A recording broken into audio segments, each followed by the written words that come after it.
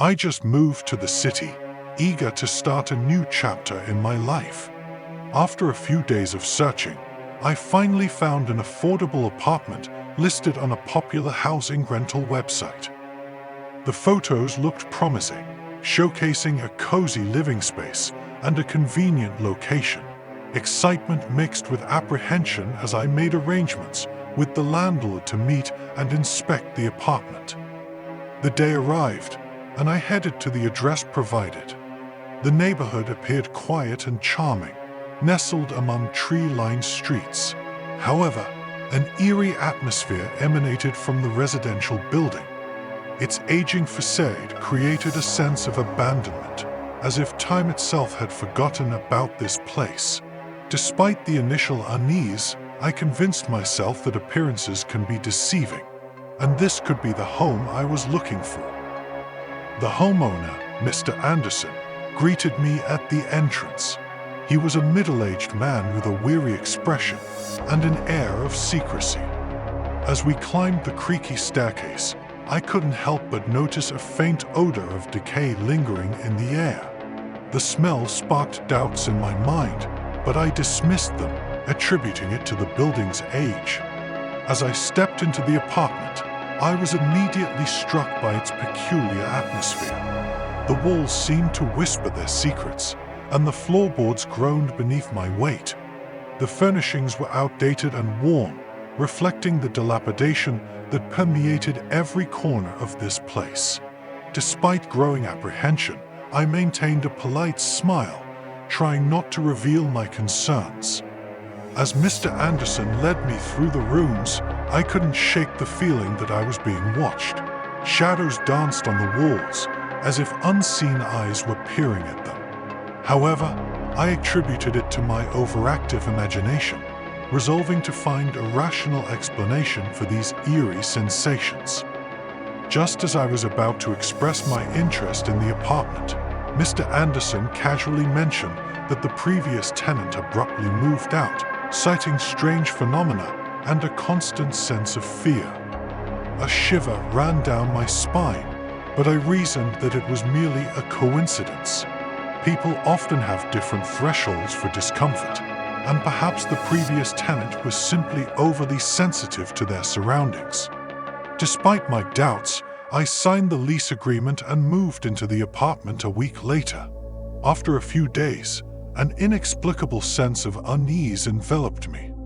The strange occurrences mentioned by the previous tenant became my reality. Late at night, I heard whispering voices, faint but distinct, as if emanating from the walls of the apartment. Doors slammed shut without warning, and objects inexplicably moved from their places. Sleep became elusive as nightmares plagued me, filled with twisted visions and suffocating darkness. It seemed like the apartment had a life of its own, feeding off the fears and anxieties of its occupants. Paranoia consumed me, and I doubted my own sanity as the line between reality and imagination blurred. This went on for a while, and I was considering moving out because it was impossible to sleep in such an environment. I no longer knew if I should seek help from a psychotherapist, wondering if my fears and nightmares were merely products of my imagination. Then I noticed something strange. During the hours when Mr. Anderson wasn't home, it seemed like the bizarre occurrences ceased. It appeared that the old man was playing tricks on me.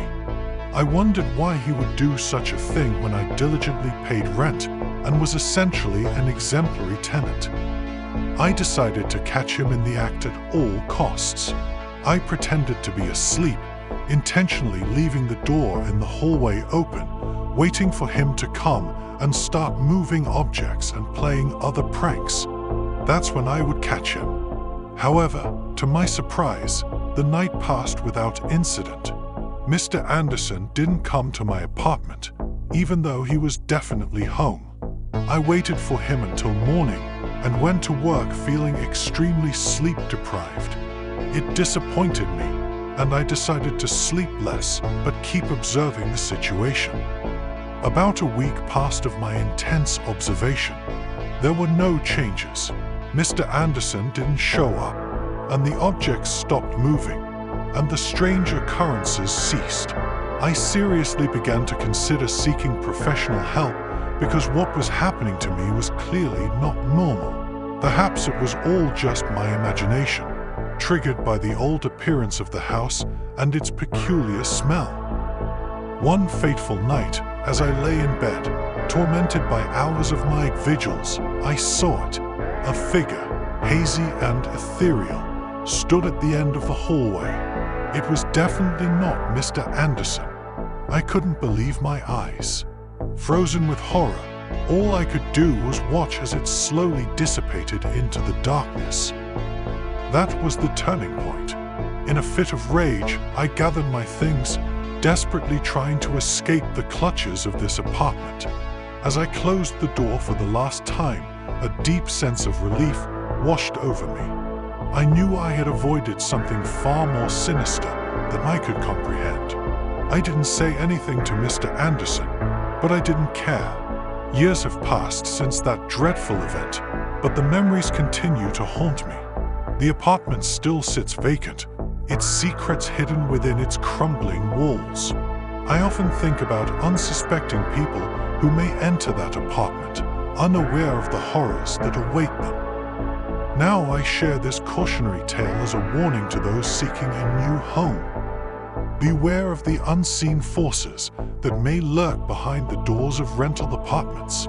For sometimes, the price of rent is not just money. It's an immersion into a nightmare from which you may never wake up.